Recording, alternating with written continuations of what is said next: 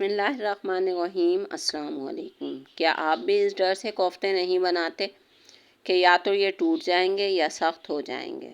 आज मैं आपके लिए लाई हूँ बीफ कोफ्ते की वो सीक्रेट रेसिपी जो कोई नहीं बताता। इसे ख़ास तरीके से आपके कोफ्ते बनेंगे इतने नरम और जूसी के मुंह में घुल जाएं और कोफ्ते का तो टूटने का तो सवाल ही पैदा नहीं होता। तो चलिए शुरू करते हैं ये ख़ास रेसिपी। सबसे पहले ये मैंने जो है कीमा लिया है बीफ का, और इसको अच्छे तरीके से धोकर इसका पानी बिल्कुल खुश्क कर लिया। फिर ये मैंने नॉर्मल 2 प्याज़ें ली थी, उनको चॉप कर लिया अच्छे तरीके से, उसके पानी को भी रिमूव कर दिया। यह हरा धनिया और पुदीना लेकर उसको भी मैंने चॉप कर लिया, और 3 से 4 हरी मिर्चें ली थी, उनको भी मैंने चॉप कर लिया। आप लोग भी इसी तरीके से किया करें। जब इन चीज़ों का पानी रिमूव करके फिर हम कोफ्ते बनाएंगे तो वो बिल्कुल इंशाअल्लाह ताला बिल्कुल भी नहीं टूटेंगे। ये देखें, ये मैंने कुटे हुई लाल मिर्ची ली है, ये मैंने पिसा हुआ धनिया लिया है, ये कश्मीरी लाल मिर्च ली है, ये हल्दी ली है, ये गरम मसाला लिया है, ये चिकन पाउडर है, ये जायफल और जावित्री और छोटी इलायची का पाउडर है, और नमक है।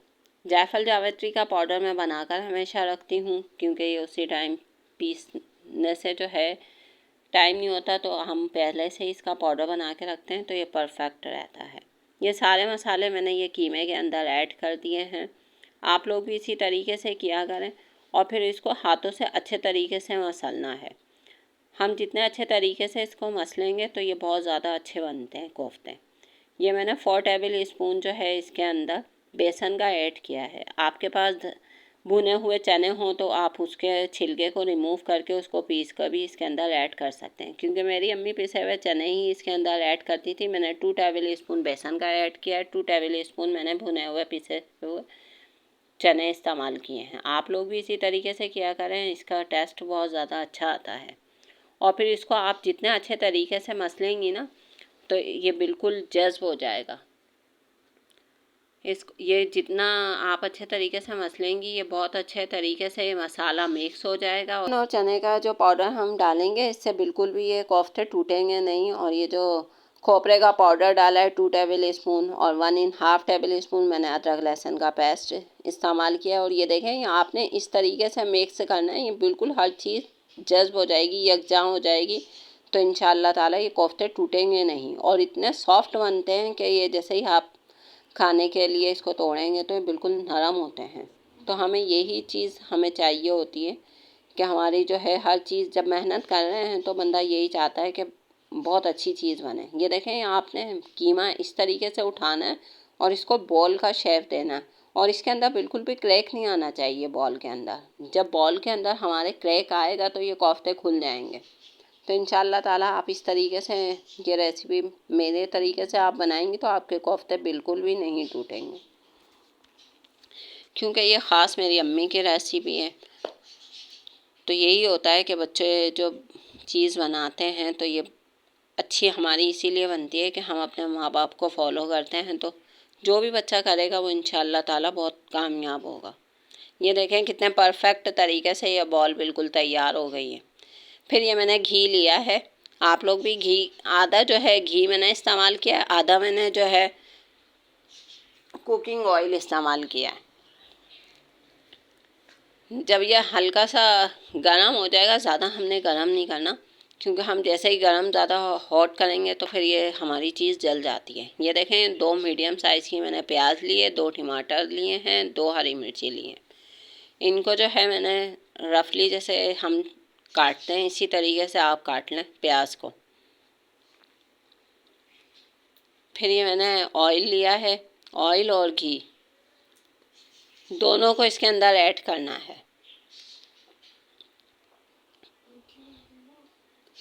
ये प्याज मैंने ली, प्याज लेकर, और ये बॉल भी माशाल्लाह से सारे परफेक्ट तरीके से बन गए हैं, और इसके अंदर एक भी क्रैक नहीं आया हुआ। आप लोग भी इसी तरीके से बनाकर इसको आधे घंटे के लिए फ्रीज़र कर दें, उससे भी नहीं कोफ्ते टूटते। और आपको ये कोई भी नहीं बताएगा कि आप लोगों ने ये किया है तो इसलिए आपके कोफ्ते नहीं टूटे, वरना हमें यही टेंशन लगी रहती है कि हम इतनी मेहनत कर रहे हैं और जो है कोफ्ते टूट गए तो फिर क्या होगा। फिर जब ये ऑयल गर्म हो गया, ये देखें, ये फिर मैंने ये कोफ्ते इसके अंदर फ्राई कर लिए। ये एक दफ़ा जब हम बीफ के कोफ्ते जो बनाते हैं ना, उसको हमेशा जो है मेरी अम्मी जो है फ्राई कर लेती थी।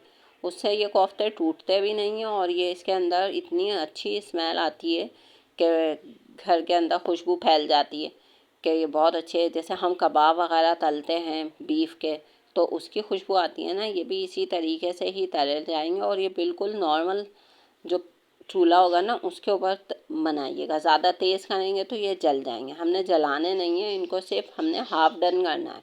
हाफ डन हम इस तलने जब तल लेंगे तो हमारे हाफ डन हो जाएंगे कोफ्ते। और जब हम इसकी ग्रेवी बनाएंगे, ग्रेवी में हाफ टाइम इनका पूरा हो जाएगा। तो आप भी इसी तरीके से किया करें। ये बहुत ज़्यादा ख़ास रेसिपी होती है। चिकन के जो कोफ्ते होते हैं वो बगैर तले भी बना लेते हैं क्योंकि उसके अंदर ज़्यादा टाइम नहीं लगता। बीफ के कोफ्ते जब भी आप बनाएं वो हमेशा आप तल लेंगे तो इंशाअल्लाह ताला आपके कोफ्ते बिल्कुल भी नहीं टूटेंगे और ना सख्त होंगे। ये हम लोग समझते हैं कि जब हमने ये तल लिए कोफ्ते तो तलने के बाद ये बहुत ज़्यादा सख्त हो जाएंगे। ऐसा कुछ भी नहीं होता, बल्कि और ज़्यादा परफेक्ट बनते हैं ये देखें, ये मैंने कितने नॉर्मल आग रखी हुई है और जो है इसके ऊपर मैं बना रही हूँ। और आपने जो है इसको एक ही नम चम्मच से हम जो इसको पलट देते हैं, पलटने नहीं है हमने। या तो आप छोटा सा स्पून ले लें, स्पून से एक एक कोफ्ते को आप पलटें। तो ये देखें, ये मैंने दूसरे तरीके से दूसरी तरफ से भी इसको जब पलटे, ये देखें माशाल्लाह से कितना अच्छा परफेक्ट इसका लुक आ गया। फिर हमने इसको बहुत अच्छे तरीके से इसको बाहर निकाल लिया। जो ऑयल था, ऑयल ज़्यादा हो तो आपने उसको जो है निकाल लें, वरना मेरे लिए बिल्कुल सही ऑयल था। मैंने इसी के अंदर ये प्याज को फ्राई करना शुरू कर दिया। आप भी इसी तरीके से नॉर्मल 2 प्याज ले लें और फिर उसको रफली चॉप की मैंने और जो है कटिंग करने के बाद मैंने इसके अंदर फ्राई कर ली। और प्याज के जब हम फ्राई करेंगे इसको भी ज़्यादा हमने डार्क ब्राउन नहीं करनी। ज़्यादा हम डार्क ब्राउन करेंगे तो ये सालन के अंदर जो है डार्क कलर आ जाता है, जो हमें बिल्कुल भी नहीं चाहिए। हमें परफेक्ट जो हम शादियों में खाते हैं, इधर उधर दावतों में जाकर खाते हैं, वो वाला रिजल्ट चाहिए। तो आप इसी तरीके से फॉलो करेंगे तो इंशाल्लाह ऐसे ही बनेगा। ये देखें, मेरी प्याज हो गई। मैंने इसको जो है ऑयल से इसको भी निकाल के रख लिया।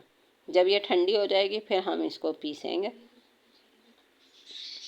ये देखें, आप लोग भी इतनी हो। ये मैंने ये फिर टमाटर लिए, टमाटर को ये जो है आप 4 पीस कर लें इसके। इसकी ये जो है हमेशा जैसे मैं कटिंग कर रही हूँ, आप ये बिल्कुल इसका ये वाला पार्ट निकाल दिया करें, रिमूव कर दें आप। फिर इसके ये 4 पीस करें और इसको भी हमने पीसना है। तो पीसने के लिए हमने रफली चॉप करना है, ज़्यादा बारीक नहीं करना। तो इसकी जो हम ग्रेवी बनाएंगे वो बहुत ज़्यादा अच्छी बनती है। आपने इसको जो है एक दफ़ा इस तरीके से ये इसका ग्रेवी भी खा ली ना, आपको इतना मज़ा आने वाला है। ये देखें, और टमाटर भी आपने जो है ऐसे लेने हैं, ज़्यादा जो रेड कलर के होते हैं ना वो वाले लेने हैं। जो एक हरे होते हैं तो वो वाले नहीं लेइएगा, वो गलने में ज़्यादा टाइम लेते हैं। ये वाले हम लेंगे तो ये बिल्कुल सही रहेंगे। और ज़्यादा हरी मिर्ची भी ये मैंने ली थी, 2 हरी मिर्ची बस। फिर ये मैंने 1½ टेबल स्पून इसके अंदर अदरक लहसुन का पेस्ट ऑयल के अंदर ऐड किया है। जब इसको हम अदरक लहसुन को भी फ्राई कर लेंगे, ये देखें मैंने ये डाल दिया, इसको भी अच्छे तरीके से हम फ्राई कर लेंगे। इसकी स्मेल बहुत अच्छी आती है जब हम इसको अदरक लहसुन को फ्राई करते हैं ना। यही ख़ास टिप्स होती हैं, वरना हम ये सारी चीज़ें एक ही साथ डाल देंगे तो अदरक लहसुन की, जब हम खाना खाने के लिए बैठते हैं तो अदरक लहसुन की स्मेल आती है। जब हम इसको फ्राई कर लेंगे तो ये देखें माशाल्लाह से कितना अच्छा परफेक्ट ये भुन गया है मसाला हमारा। अब ये मैंने अदरक जो टमाटर लिए थे और उसके अंदर जो है मैंने 2 हरी मिर्ची डाली थी, उसका पेस्ट बना के वो भी मैंने ये देखें आपके सामने इसके अंदर ऐड कर दिया। अब ये अच्छे तरीके से ये मसाला भुन जाएगा। इतनी जल्दी ये कोफ्ते बन जाते हैं, आपको पता भी नहीं चलेगा कि कितनी जल्दी ये कोफ्ते बन जाते हैं। वरना हम इसी डर से बनाते नहीं है कि इसमें बहुत ज़्यादा मेहनत लगती है। तो इसलिए आप डरें बिल्कुल भी नहीं, आप इस रेसिपी को फॉलो करें और मुझे कमेंट्स कर कर बताइएगा। ये देखें, मैंने 1 टेबल स्पून जो है इसके अंदर नमक का ऐड किया है। हाफ़ टी स्पून जो है मैंने इसके अंदर कुटी हुई लाल मिर्ची इस्तेमाल की है। हाफ़ टी स्पून जो है मैंने इसके अंदर हल्दी का ऐड किया है और 1 टेबल स्पून मैंने पिसी हुई कश्मीरी लाल मिर्च का इस्तेमाल किया है और हाफ़ इन टेबल स्पून जो है मैंने इसके अंदर जो है गरम मसाले का ऐड किया है। हाफ़ टेबल स्पून ही मैंने इसके अंदर चिकन पाउडर का ऐड किया है और 1 टेबल स्पून ही मैंने इसके अंदर जो है खुश्क धनिया जो पिसा हुआ होता है ना, वो वाला ऐड किया है। फिर हमने इसका मसाले को अच्छे तरीके से भूनने के लिए रख देना।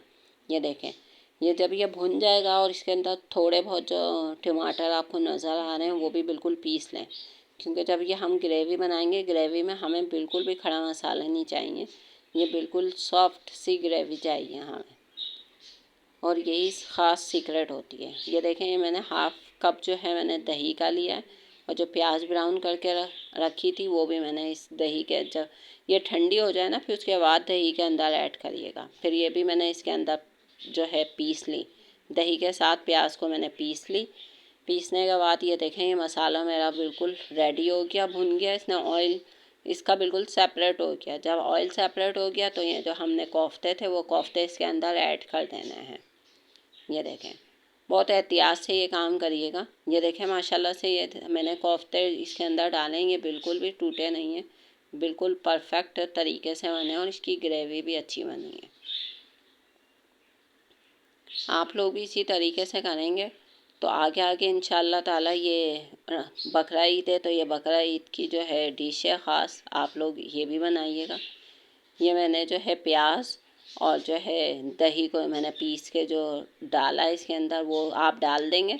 अब ये दही के हमने इसके अंदर एक्स्ट्रा पानी कोई सा भी अभी नहीं डालना, दही का जो पानी है उससे ये जो है आधे कोफ्ते जो हमारे 50% तो ये गल चुके हैं, 50% रह गए। अब ये जो ये सालन में बिल्कुल परफेक्ट बन जाएंगे और आपने इसको बहुत आराम से जो है इसको पलटना है।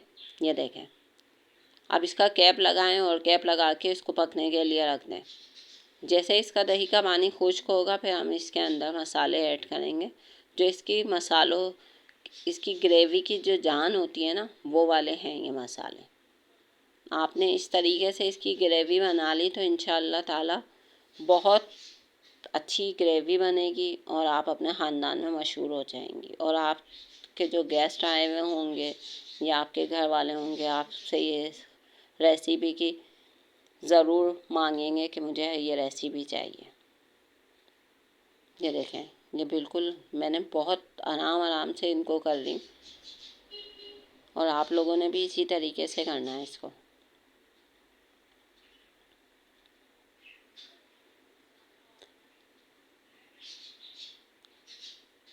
यही होता है कि हम लोग जो बहुत से होते हैं कि दिखाते हैं, बताते नहीं हैं, बताते हैं तो दिखाते नहीं हैं। तो ये जो होती है मैं ख़ास चीज़ें बताती हूँ आपको। ये देखें, ये मैंने 8-10 बादाम लिए हैं, 8-10 मैंने काजू लिया है। इसके अंदर मैंने जो है ये ख़ास से इसके सालन की जो ये चीज़ें होती हैं ये डालनी है, और थोड़ा सा मैंने जो है ये खोपरे का पीस था वो मैंने डाला है। 3 से 4 छोटी इलायची डाली है। 1 टेबल स्पून मैंने साबुत धनिया डाला है। हाफ़ टेबल स्पून मैंने ज़ीरे का इसके अंदर डाला है। और ये सारे जो गरम मसाले होते हैं, बड़ी इलायची मैंने 2 अदद इसके अंदर डाली है। थोड़ी सी जो मैंने इसके अंदर जायफल जावित्री डाली है। लौंग 4 से 5 अदद लौंग डाली है। फिर इनको मैंने हल्का सा रोस्ट किया था, रोस्ट करके मैंने इसको मसाला इसका बिल्कुल पीस लिया। इसको फाइन पाउडर जो होता है वो करना है हमने ये नहीं कि इसको खड़ा मसाला रखना है, क्योंकि हमने शोरवे के अंदर डालना है। ये देखेंगे मैंने इसके अंदर ये डाल दिया है।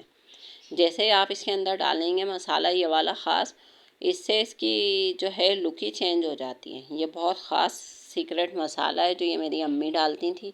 ये मेरी बेटी है बड़ी वाली, उसने इसका नाम रखा है कि मम्मा ये आपका सीक्रेट मसाला है। तो ये मैं सालन के अंदर डालती हूँ। तो ये सालन के अंदर जब मैं बनाने खड़ी होती हूँ तो मेरे बच्चे ख़ास तौर पे आके पूछते हैं कि मम्मा आपने वो सीक्रेट मसाला डाल दिया जो नानी जान ने आपको बताया था। तो ये मेरी अम्मी की ख़ास रेसिपी है, आप लोग भी ट्राई करें। इंशाअल्लाह ताला आप लोगों की भी बहुत अच्छी बनेगी, और मुझे और मेरी फैमिली को दुआओं में याद रखें। ये देखें, ये कितना अच्छा बिल्कुल शादियों वाला लुक आ गया, जैसे हम लोग शादियों में खाते हैं। जाकर वहाँ के जो सालन वगैरह होते हैं उनका कलर बिल्कुल ऐसा का ऐसा होता है। ये मैंने 2 कप, जो नॉर्मल चाय के कप होते हैं वो मैंने 2 कप इसके अंदर पानी का ऐड किया है। आपको श्योर है, आपके अपनी ऊपर डिपेंड करता है कि आप जितना रखना चाहें इतना रख लें। मेरे लिए इतना परफेक्ट था तो ये मैंने इसमें डाल दिया। तो अब इसके अंदर पानी के अंदर जब हम 2-3 उबाल आ जाएंगे फिर हम इसको कैप लगा के इसको रख देंगे। 5 मिनट आपने इसको कैप लगा के इसको पकाना है। इसके ऊपर हरा वो जो है पिसा हुआ जो हमारे घर में नॉर्मली गरम मसाला होता है वो ऐड कर दें। ये देखें, ये मैंने चॉप हरा धनिया इसके अंदर ऐड कर दिया है। एक हरी मिर्ची ली थी उसको मैंने कटिंग कर दी गोलाई के अंदर। आप भी इसी तरीके से काट के और इसके अंदर डाल दें। और फिर बाज़ार के जो नान होते हैं उसके साथ आप ये ट्राई करें।